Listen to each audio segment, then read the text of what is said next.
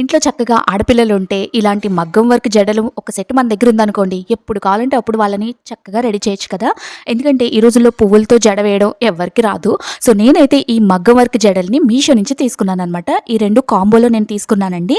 అలాగే దీనికి సంబంధించిన ఫుల్ లెంత్ వీడియో కూడా నేను యూట్యూబ్లో అయితే చేశాను. దానికి సంబంధించిన లింక్ అనేది ఇక్కడ పైన టైటిల్ పైన ప్రొవైడ్ చేస్తాను, ఒకసారి చెక్ చేయండి.